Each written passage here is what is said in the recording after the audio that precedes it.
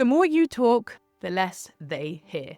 I know that's not what modern parenting books told us, but stay with me because the lecturing doesn't work. Here's the truth. Modern parenting culture, like gentle parenting and conscious parenting and peaceful parenting, sometimes worships explanation and validation, conversation, communication, right? But the truth is that we narrate and we negotiate and we justify and we process emotions together constantly. And the result of this is that kids sometimes tune us out. Then parents feel unheard and everyone is exhausted. Here's a truth bomb that fell on me. I realized that I was training my kids to need a TED talk every time before they comply. I created that. You see, here's the thing. Studies on compliance actually show that the longer explanations correlate with more arguing children, not less. So today we're going to get really clear on when talking makes it even worse and what to do instead. Hi, I'm Avital. I'm the founder of HiFam. I'm the mother of 5, and I'm here on a mission to help you to build a strong family culture. Now, I love learning about parenting, and I've read dozens of books, maybe hundreds at this point, about parenting and about psychology. And so many of them are about communication and about conversation and about how we connect with our children, about validating and reflecting back and making sure that we have the conversations and that we listen actively and that we are interested and open and that we explain ourselves and that we don't just bark out orders and expect obedience. But there are times in our parenting life when talking more, using any words at all, actually makes things worse in our relationship with our children. So today I want to talk about that. If that sounds good to you, make sure that you are subscribed to the channel, leave me a like to help with the algorithm, and leave me your comment below. Are you a talker? Are you someone who lectures? Do you find yourself getting really wordy? As you can see, I like the sound of my own voice. I'm here talking for a living, and it's something that really holds me back in my parenting. So I have to train myself to talk less, and here is why. There are many times in our parenting journey when talking actually makes the whole situation worse. For example, mid-meltdown. Many parents negotiate, soothe, comfort, explain, try to talk their children off a ledge just in the middle of the child having a tantrum. I've seen this so often, and in fact, I have done it myself. I know that we want to show our child that we're there for them, that we feel their feelings, we have empathy. We can validate them. We can reflect back to them what they're feeling. We can name it to tame it. We can hold space. And the idea is that if our child is melting down, we should somehow meet them where they're at and put words to the situation to calm everything down and to show our child that we really care. Now, as well-intentioned as this advice is, the brain literally cannot process words while it's being emotionally flooded. During emotional flooding, a meltdown, a tantrum, a triggered state, the brain is in fight, flight, or freeze mode, and it is not engaging the prefrontal cortex, which is where we process language, words, planning, executive function, that kind of thing. So it's literally wasted words. The words aren't going anywhere. No one's hearing them. No one's able to receive them. No one can receive your wonderful, smart, wise coaching. No one gets the empathy that you're giving to them because the words aren't landing. They're just bouncing right back off. In fact, sometimes giving words during a meltdown can actually agitate the meltdown more because you're adding noise to an already noisy, chaotic, and overwhelming experience. When the amygdala is firing, when a child is in kind of panic mode, maybe they're having an anxiety attack, maybe they're having, a tantrum or a meltdown, and maybe they're just screaming and upset and angry and exhausted, the words don't land.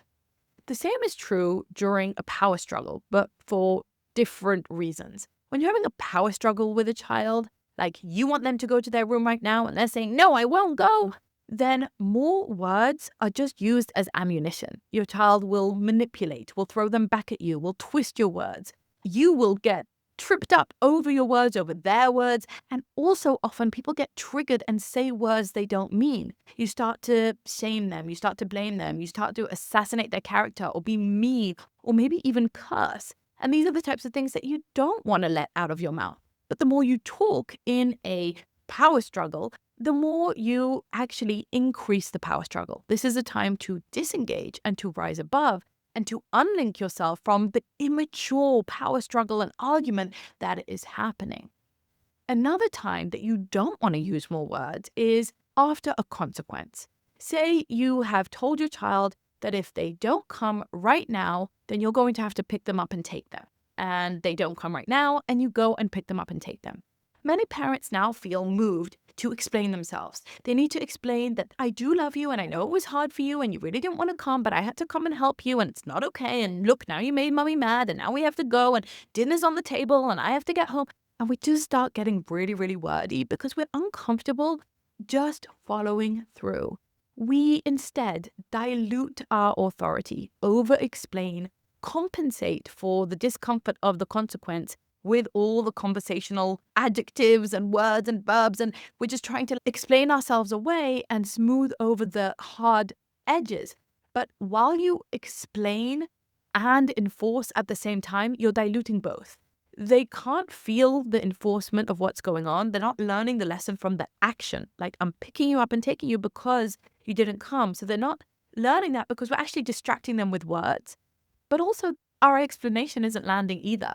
They're probably upset and triggered at that moment that you're enforcing a consequence. They're probably flooded emotionally. See point number one. And we don't talk to a child when they're flooded emotionally. They can't hear our explanation. The communication isn't landing. It's wasteful and it's distracting. Many times, this actually escalates the emotional meltdown, the reaction, the reactivity, the anger. And it dilutes the power of our words because our words become cheap because we're just blabbing at the mouth all the time.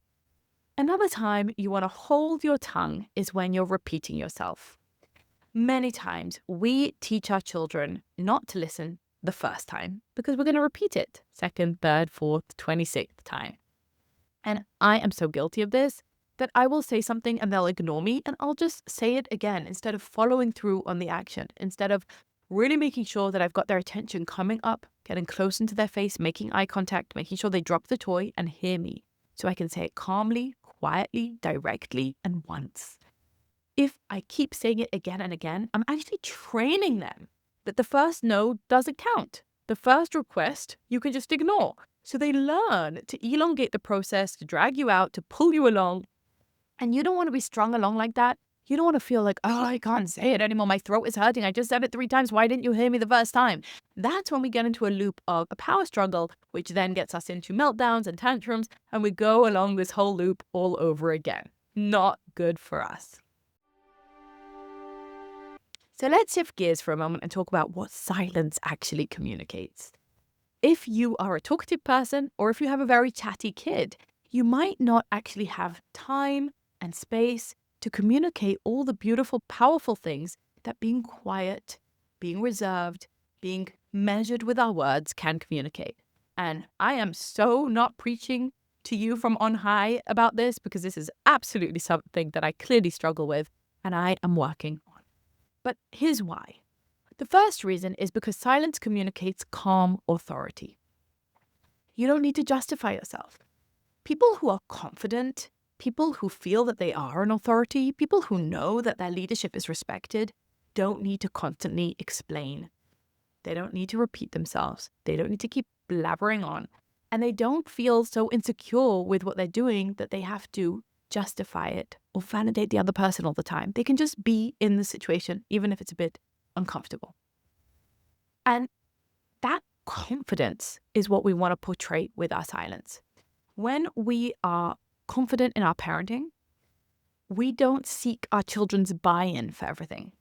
We said what we said and we meant it. We're doing what we're doing and we're following through.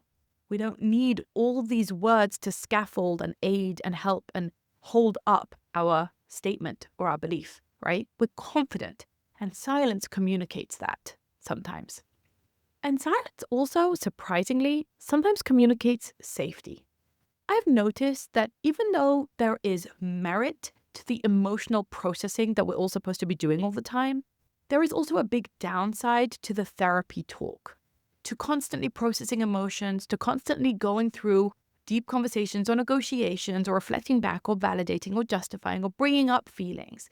Being run by an emotional conversation and dialogue all the time sometimes actually creates a sense that we're unsafe emotionally, that there's always turmoil, that there's always drama, that we always have something we need to process, that no rock has gone unturned, that we really need to discuss this. It can sometimes actually create an agitation or an anxiety. Sometimes people who have calm authority and confidence, as we've already said, also are able to create safety through silence. Like, I don't need to justify this. We don't need to go through this again. Not every emotion needs to be processed out loud. You can be disappointed or frustrated, or we can be a little bit irritable with each other, and we can just let it settle. Think about it a little bit like a snow globe. When you shake it up, it's all over the place and it's chaotic. But when you let it be still for a moment, it settles. And sometimes our emotional world in the household can settle through silence, not through talking more. So let me give you a really practical framework that I'm trying to follow now on when to talk and when to hold your tongue, how to talk less. So the first thing you should know is when you should talk. We do want to talk before situations, okay? It's very helpful to premeditate on what the expectations are, on what's going to happen, what the schedule is, what the rules are. So you might talk before a play date. You might say, Asher is coming over to play.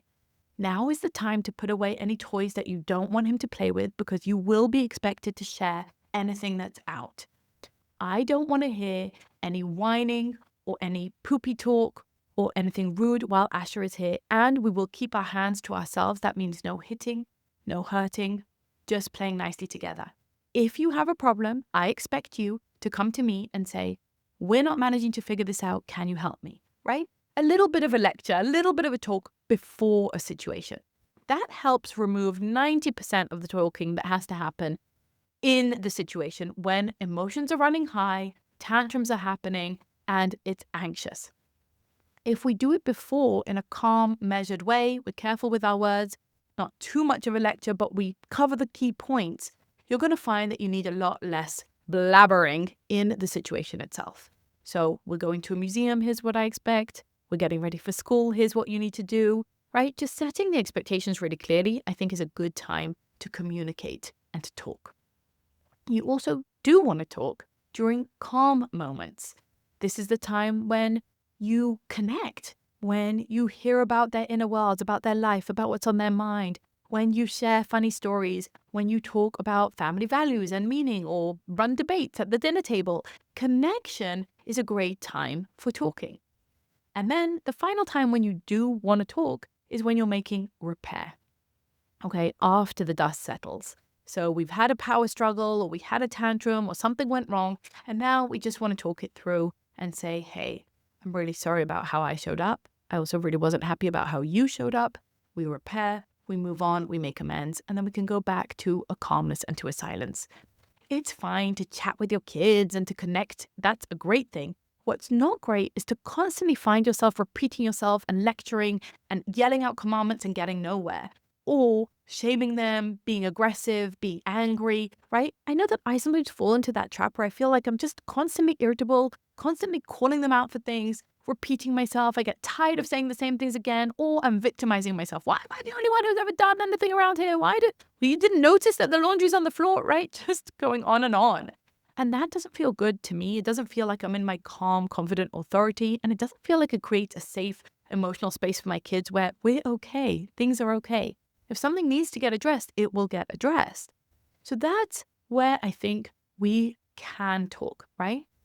Preventatively, okay, before an event, to connect in the most positive way possible, and also when the dust settles, to repair. But when do we want to hold our tongue? So a little bit of a recap of what we shared earlier. Mid-meltdown, okay, we don't want to do that. Mid-consequence, just follow through. It's not the time for negotiations and conversations. We'll talk about this later in our repair. Or when you're repeating yourself for the third time. That means you're not communicating well. They're not hearing you. They're learning to tune you out. And that's when you need to come and be really clear by following through on the action. Now, two more things that I think can be helpful. One is if you're not sure what to say or how to say it, try to craft it into one sentence. Until you can say what you want to say in one sentence, don't talk. It means you still have processing to do to simplify it, to get to the core of the issue, to get to the real crux of what you're trying to say. This can be really helpful in your marriage, by the way. If you want to bring something up with your spouse and your thoughts are disarrayed and disorganized, and your kitchen sinking, right? You're bringing in all these different things. Everything is piling up on top of each other. I'm upset about that, and you didn't do this, and we didn't do that. That is a really prime recipe for conflict and argument. So instead, process it with yourself or write it out until you can say it in one sentence. And with your children, remember that no is a complete sentence. You can just say no. You don't have to explain. You don't have to justify. You don't have to go into lengthy lectures. You can just say, no, we're not doing that right now. No, I don't want to. The answer is no. Now, if talking less sounds good to you, maybe you're a bit of an introvert or your throat is already sore or you just want a bit more calm in the household, the reason it sounds so good to you is because it's based on clarity. When we have clarity about what we are doing, what we're not doing, what we do allow and what we don't allow, we can settle back and feel that calm authority, feel that confidence, and feel that safety that we all want to feel in our household. So how do we get that clarity? Well, I'm going to be running a free 5-day challenge called the Family Reset. You can sign up for free at highfam.com/reset. And it's all about the 5 family rules that every family needs. I'm going to help you craft them. Don't worry, they're not ultra specific. They're not just true for me and my kids. They're something that you're going to adapt and craft and work on. We're actually going to write it together to work for your family. I like to do this because my mission here at HiFam is to help you build a strong family culture. And the way that we build a strong family culture really is rooted in clarity. You first need to know what your culture is, what you believe in, what your values are, what your worldview is. And many of us are a bit confused about that. I know that I have been. And so getting really clear on what our expectations are relieves us. We don't have to talk so much or lecture so much. We don't have to get into those power struggles or have those meltdowns because there's clarity in the household. That gives kids a sense of safety. That gives them a sense that you are a calm authority, and it gives everybody confidence in the family. So make sure to sign up for that. And meanwhile, keep on living that HiFam life. I'd love to hear your key takeaway in the comments below, or leave me your questions and I will do everything in my power to answer them. Much love, and I'll see you in the next one.